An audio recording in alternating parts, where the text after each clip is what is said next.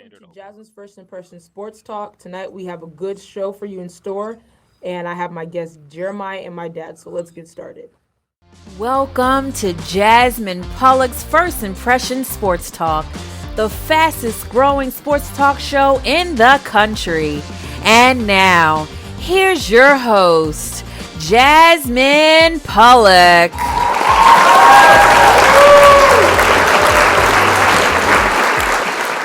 The first topic of the night, I have my dad and Jeremiah. We're going to talk about our NFL teams. It's been a crazy weekend in sports, and of course, Sunday football is always extraordinary. So let's just talk about it. So, Jeremiah, dad, either one, it can go to either one of you. What is your take on your teams right now? Jeremiah, you want to go first? Oh yes, I can Yeah, get the bad teams out proceed. the way first, and then I'll go to the good teams. They're not bad. Okay. They're For my winning. Dolphins right now, they're coming off of course, going five straight right now. They have a chance to do six straight against the Jets and maybe continue on against the Saints and of course Tennessee and everything else.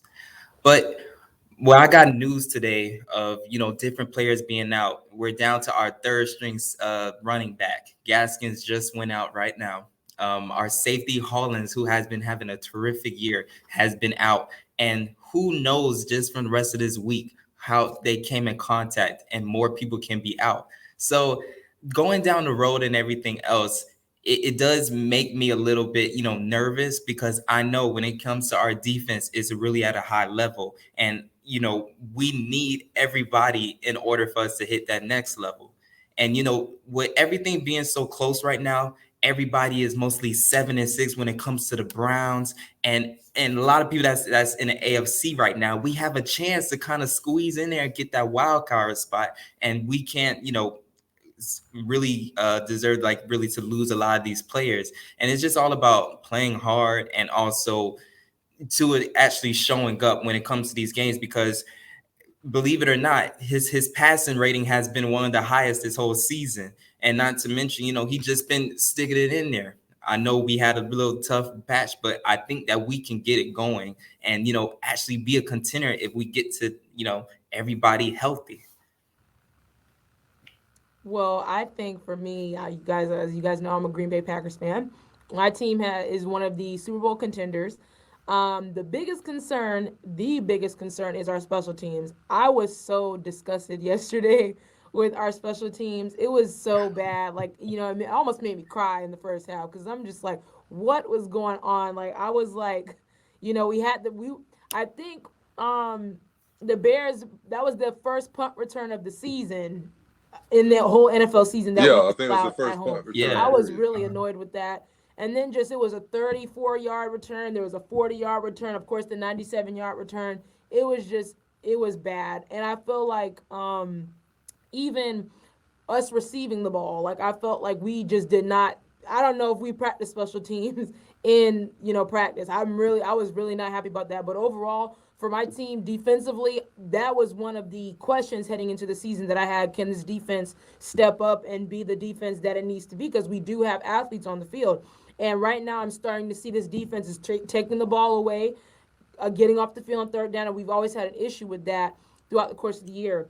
But And I saw a Jasmine, little rust as far as we came out of the bye week. We let the Bears go get, I believe, 21 or 24 points in that first half, and then in the second half we only held them to 3. So I was really happy about that. So the slow it's all starts. about execution. I really special teams needs work immediately because that it was crazy how I think the stat was they had over 200 yards of 200 yards of special teams. I've never even heard of that. So I was really disappointed with that. But overall, I think offensively we're right where we need to be, and then defensively I'm really really impressed. But special teams needs work. Dad, what about the Bucks? All right, so yeah, let's get on the real subject at hand, the Bucks. Well, Not the real subject the at thing, hand. no, the thing about the Buccaneers is, even though I'm very happy because a win is a win. However you get that win, my concerns today are the same concerns I had at the beginning of the season. I have no issue with our offense, even though we kind of went to sleep in the second half. But our offense can score on anybody. That's why we're the number one scoring offense in the league right now. My concerns are still with my defense because if you look at that game, we should have closed that game out. And I don't know whether it was a defensive scheme. I mean, we did stand up when we needed to, but as we get deeper in the playoffs, there could be another matchup with us in Green Bay deeper in the playoffs.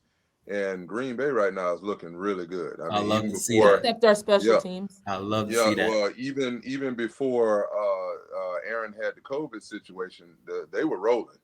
And that team, I think, is on a mission. And I think that as we get somebody, we're going to get AB back, which is going to be huge. I know there was talks about him possibly being cut or whatever, but they're not, because his production when he's there, just basically is really high production.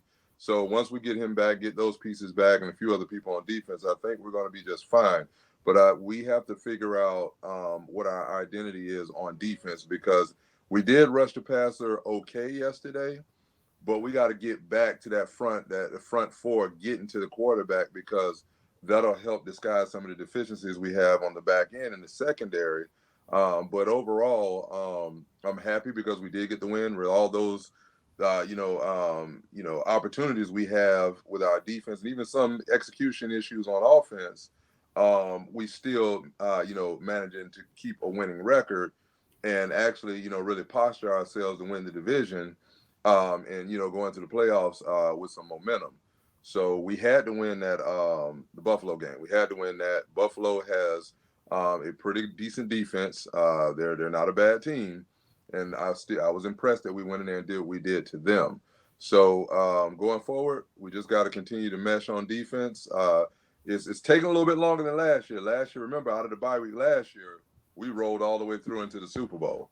This year, we're kind of staggering a little bit. We're staggering, but I think that as we start to get closer and closer, once we make it through here, we'll be fine. I had a Yeah. question.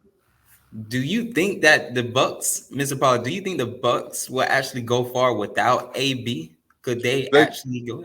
they can. I think that the Bucks can go far without AB, because they have a lot of serviceable weapons out there. Because the key thing is AB is a wonderful piece, but I think it's more so about what Gronk does in the middle than what AB does on the outside. Because when you have Gronk in the middle, he is a security blanket. You have serviceable weapons on we got plenty of weapons. AB is of course a plus, but if you had to ask me, I would say the tight end is probably the most valuable position right now on our team, because what Gronk can do in the middle is ridiculous, because it's a matchup nightmare. So I Hey, but think that we AB's can. footwork though, you can't get But that dad, without the dad, receiver. I'm gonna say this, dad. When it comes to that, right? Like, of course, Gronk is very important. Him and Brady go way back. They have a very high. They have very good chemistry together. But when I look at the teams like the Rams, when I look at the Packers, AB, even when the Bucks lost to the Rams, I thought AB was they needed AB in that game, because AB is that receiver that can take the top off of anything. Like, I Mm-hmm. mean, like, he gets behind. It's just how his footwork is, how he gets behind the defenses, and I felt like they really needed him in that game against that Rams team. Of course, Gronk is Gronk. Absolutely. I mean, of course, Godwin and Evans, but Evans is that receiver where those 50-50 balls, he's going to go up there and give those high Mm-hmm. pointing catches and stuff like that. Godwin is like Godwin's like your short underneath guy to me, but Godwin is AB, the one that when you need you to like convert a tough AB is third down. unguardable. Like, I feel like, and I feel Yeah, like the And Godwin his is Bucks, route is I a running tough think they third is do down. need exceptional him though. just going into the playoffs, because dad, like we said, even though for me I'm still have some questions about the Chiefs. They're starting to crank very slowly. They are, but Oh, the Chiefs I gonna still be have there at the questions. end. But They're gonna be and there. then of course in New Yeah. England, of course. But I think for them, if the Bucks get AB back, like I feel like even though the offense is what it is, Oh, they but will. AB adds a certain dynamic to the team. Like No the doubt. No footwork, doubt you about can it. put him anywhere with anybody, and he just goes to work. Like, it's ridiculous. Yeah. Yeah. But that's to his preparation. But the thing about AB, he's a definitely a plus. He upgrades your offense.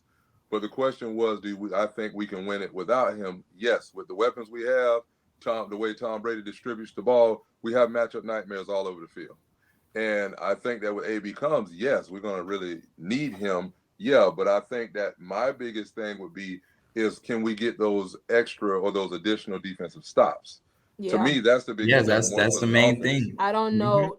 because honestly, AB's that like not there. Because think about it, AB's not there, and we're still the number one scoring offense. yeah, but So I just for me defensively with the Bucks, like I don't know what's happening. Like it seems like they're not. Maybe it's the the Super Bowl slump a little bit. Oh, we won it already. That happens, of course. But it's like I don't see Pierre Paul and Barrett getting off like they used to, or Sue. Like they mhm, seem kind of like I was Yeah, watching, yeah, Sue and all of them how they were on the sideline, just like whatever. You know what I mean? It didn't seem like that stout defense, which of course it yeah. could catch fire at any time. But it's like there's always that. Are they into it? Like like and it's to me, when you look at Buffalo, Buffalo was on a decline anyway. Like I had them winning the AFC. I thought they were going to be that number one team. They do they're not very look how disappointing they're this year. supposed to look right now. So I was really shocked. But on to another AFC team. Lamar Jackson is injured. The Packers play them. So do you guys think this Ravens team? What's going to happen with this Ravens team right now?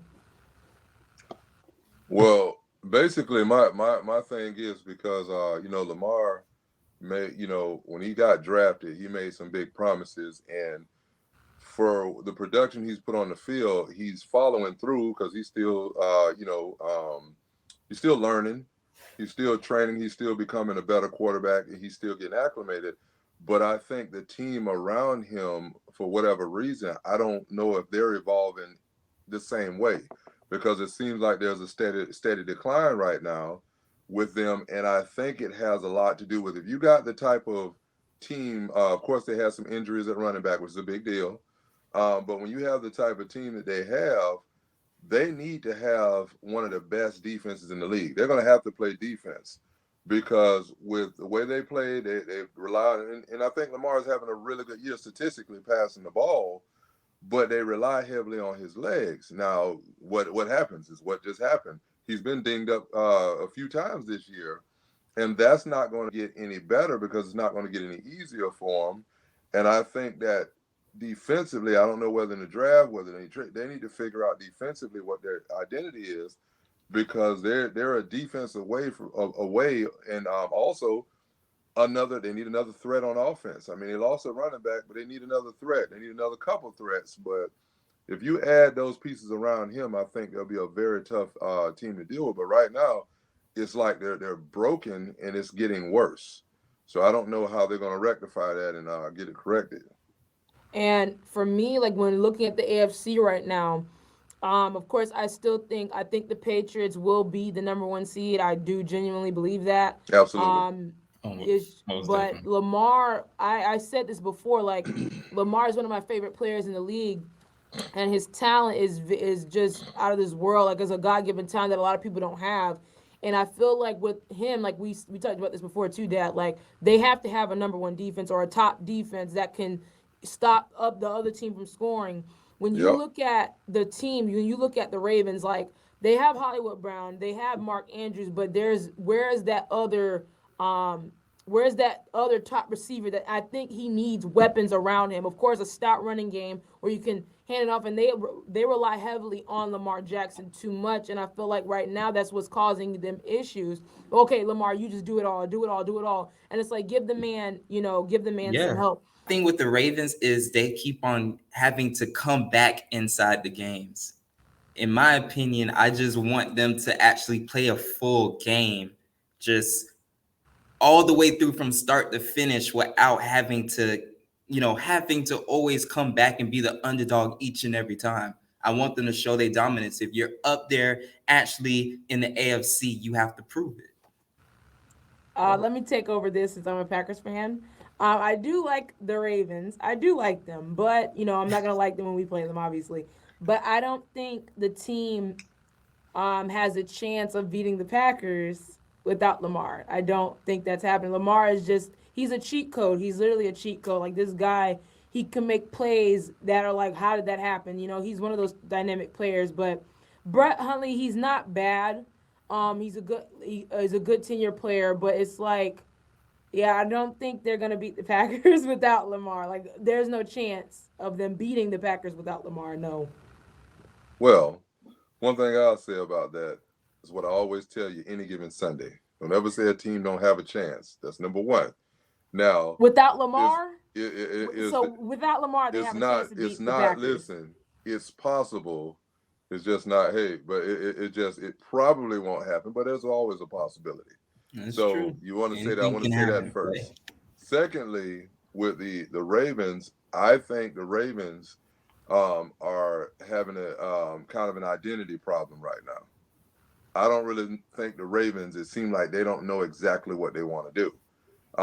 And with Lamar getting in and out of the lineup, getting nicked up, I just feel that there's something missing from the team. And I would say defensively as well, to where, and of course, offensively, it has to be missing. Those running backs missing is a big deal. I don't know who's back yet, but I think you guys lost, I think they lost a couple people for the season. That's a big deal because that's a huge part. I mean, you got to think catching the ball out of the backfield. You got to think another person taking a pounding besides Lamar having to try to run and take the brunt of the snaps. And I'm going to tell you something right now. I don't believe in the league, even with athletic quarterbacks like Allen did last night. I don't think your quarterback should have the most rushing yards. To me, if your quarterback has the most rushing yards, I think that speaks to other deficiencies in your team or your offense, because you're putting the person who is the face of your franchise on the line every time he takes off running. So Totally I agree. think they have to figure out what they're going to do defensively, because they need those extra possessions and they need that running game to slow down. Slow. Because another thing, if they're 3-and-out and they're having these tough games, the defense is on the field a lot, which means that these guys are getting wore out. They got to figure out how can we start extending drives through the running game, through the short passing games, through screens, and see if we can get the ball out of those guys' hands quick. And I know they want Lamar to do all this electric stuff, but teams catch up to that. They always do. And it's like, when are we going to turn Lamar into that true dual threat, to where it's like, hey, we got this covered, but he takes off and runs for that nagging first down when it's 3rd and 12, he gets the first down. Or if you come up and you play the run, now because of his running ability, the threat is real. They bring those linebackers up and the safeties up. Now he's hitting it on the back end. But that has to be a true dual threat to really make this thing pop. When it comes to the Ravens, this is actually showing right here. Who are you without Lamar being in the picture when he's not there? How are you as a team? How is your adversity going to be? And not just, always being underdogs, because you guys have a representation that you guys have to be a part of. And that goes to show that they heavily depend on him. I feel like it's a team sport, even though your quarterback is the most important position. But you should be able to, I feel like if God forbid, if Brady gets an injury, knock on wood, if Brady gets sick or something, God forbid, they have people that can fill in. Like Trash can, I believe, can go out there and fill in for him, or I like, I don't they believe still that. have a team that can still go out there and compete. I don't believe that. So here's the thing. In the But league, anything can happen. there's I hate to say it, but there's backups out there that are serviceable, that can come in and manage your team, but they're few and far between, in my opinion. Because when you drop a guy like Brady or Rodgers, you talking about not only them. It's not just about them knowing the offense; it's the timing. So these guys, when they're not taking all the snaps, they have to come in and get the timing down. And But the thing is, the they could coaches, run the ball the whole time. yeah, but you can't Yeah. run. I mean, you see what happens. You try to run the ball, they're going to stop the run, The and they're Patriots going to did that. no, but you can't. Oh The yeah, thing one is, pass. They him tell the pass, you they just run the can't. But ball. listen, you can't compare the Patriots to the other team. Bill Belichick is a situational coach. He's probably the best strategist that we've ever seen at coach. So you can't compare what the Patriots do to the other teams, because this man plays like he plays the percentages. He knows the right call, the right time. It's like he knows the freaking rules in the playbooks of other teams, which that could be another story. But when it comes to the Patriots, that's because they are efficient. They have their scheme is very clear. They know what they're doing, and they focus on everybody doing their job. On the other side, other teams have not been able to match that kind of production as the Patriots. So I put the Patriots in a different category because of Belichick. I But we're totally going to agree. go to a quick break. We're going to go to our sponsors, the Smoke Shack and Falling from the Sky. So we'll be right back. Slow roasted over hickory fire and pulled by hand. This is the way pit pork has always been done. Pulled pork lovers, rejoice. The smoky old days are back at the Smoke Shack. From the creative team that brought you the Browning Project and Dead by Morning comes a new thriller that will change the way you look at white-collar crime forever. Falling from the Sky.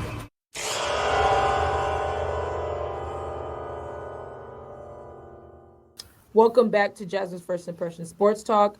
Now let's head into the Dallas Cowboys. What do we think, Jeremiah, about the Dallas Cowboys?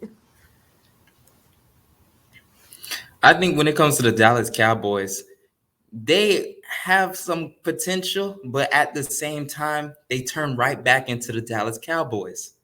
You've seen it when it came to last night's game, well, yesterday's game against Washington. You know, they was up big, defense was doing big, and it was such a big number. But at the end of the day, they only won by 7. They only survived by 7 points when they're supposed to be blowing Washington out because of how they played that first half, and those things happen. Now, I can say after Dak hit this certain injury he did when it came to a couple weeks ago, he has not been the same with his accuracy, especially when it comes to his connection with his receivers. A lot of his passes have been out the way. They will at least be like over the top or at least too much in front. And I don't know what he be looking at a lot of the times. And for the Dallas Cowboys, they have this stigma of, you know, they get riled up, they get big, and especially when they go like on a huge like a huge lead. You'll configure it like a basketball game, like a team going like on a 28-5 run, but then at the same time in the second half would just blow the whole thing, and it'd be like wasted time. But and then they barely survive. So what can you say about this team? To me, they're just a regular Dallas Cowboy. I don't really see them really getting out the first or second round, in my opinion. I think that they have great potential on their team, but when it comes to those big moments, I just think they turn right back, like I said, into the Dallas Cowboys. Now, for me, with the Dallas Cowboys, I feel like I agree with you saying I don't think Dak is playing how he was playing before. I think after his injury, he has not been the same. And then a big hit to them is Tony Pollard. I think he has a torn plantar fascia, torn ligament in his foot, something like that. I think that's what they were talking about. But I feel like that's a big blow to them because he adds a certain dynamic to their running game, and I think he's more of the quick, home run hitter than Zeke is. Zeke is like your power back, the one that can get you third and shorts, fourth and shorts, different things like that. But I feel like offensively they don't look the same how they did in the beginning of the season. Defensively, they are legit defensively, especially with Michael Parsons leading them. That kid is ridiculous. Like I was not like when they drafted him, I knew he was good for Penn State, but I didn't know like a lot of people. I didn't know he was going to be like this. Like they're talking about defensive player of the year and defensive rookie of the year or a rookie of the year in general. But it's really crazy how we think now like Dallas has become a defensive team. And we forget who their defensive coordinator is, Dan Quinn. He was once Seattle Seahawks defensive coordinator when we had our great years, a couple years back in 2014 and 2013. But I feel like for Dallas, offensively, I don't know what they can do with that. They can catch fire, but losing Tony Pollard is a big deal. I think that's a very big deal because he adds, like I said, a certain dynamic to their team. Zeke is not. Zeke is even banged up as well, but they don't want to allude to that. But I think right now they're not in a good spot right now for offensively. And I'll agree. Like I'll say this: what I was watching Undisputed today, Skip Bayless even said like this team is gonna go as far as the defense goes, and that's kind of what it's looking like right now. Is how far Michael Parsons and that defense can get after the quarterback. But they have to play better because they can't hold up against a Tampa, against the Packers, against the Cardinals, even the Rams. So, I mean, they're not going to be playing Taylor Heineke's all the time. They're going to be playing a Tom Brady and Aaron Rodgers and even a Matthew Stafford and a Kyler Murray. So we'll definitely see what this Dallas team is about. But, Dad, what is your take on Dallas as far as, heading into the playoffs, and can they be a championship team? Okay, the Dallas Cowboys go as Dak Prescott goes. It's just that simple for me. Yesterday, Dak Prescott almost gave that game away. Their defense is playing lights out. Um, the whole thing is now with because I'm not really hard on players in general like that, but with the amount of money they just gave Dak Prescott, it's time. We're even prior to his injury, he's kind of doing the same types of things that he's done before. A lot of people are saying, well, it seems like he's playing scared, or no, it's not that. This is how he was playing before. I mean, before this season, earlier this season, he was lighting it up. And I don't know what changed, but they're going to go as far as Dak. If Dak protects the ball and utilizes the weapons that he has while protecting the ball, I think that Dallas is going to go very deep because defense is what wins championships. Defense will carry you into if you don't have home field advantage. If you're in a weather situation where the weather's not favorable, your defense will carry you through that. And I do think Dallas is going to correct some of those issues because hey, he didn't have a good game yesterday, but guess what? They still got the W. And it's not how you get the W, it's the fact that you get it. So we still can't overlook that. They still won the game. So that gave them another week to correct some of their problems. So we can't ignore that. So I do expect them to bounce back, and I do expect them to still be a contender. Well, now I want to ask you a quick question before we head out. You saying that, do you think? Okay, you saying how far Dak and Dak, how the team will go as far as Dak goes, but with the Tony Pollard potentially being out for the rest of the season and a banged up Zeke, can they go on the road and beat a Tampa, a Green Bay, or even the Rams or the Cardinals?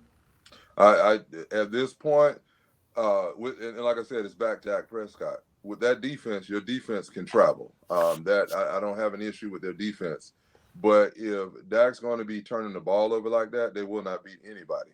And yes, they beat the Redskins, which they were supposed to beat the Redskins according to whatever stats or whatever. But I just don't believe that they can win with them turning over the ball, especially at the quarterback position. And also, I completely didn't talk about this person.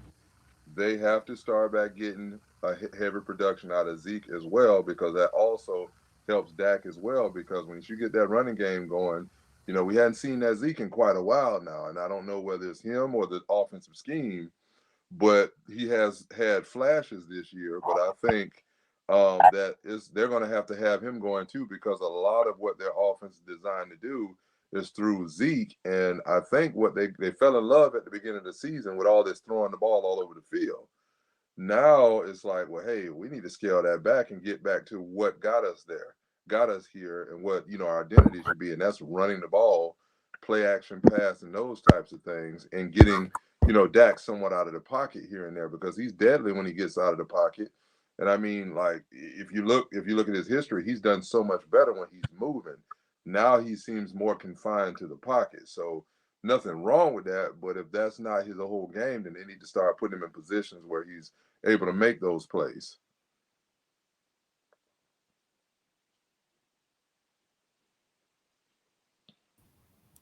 Yeah, I totally agree with that as well. You know, they have they have so many potential, like I said before, but like you just said, it always depends on Dak Prescott.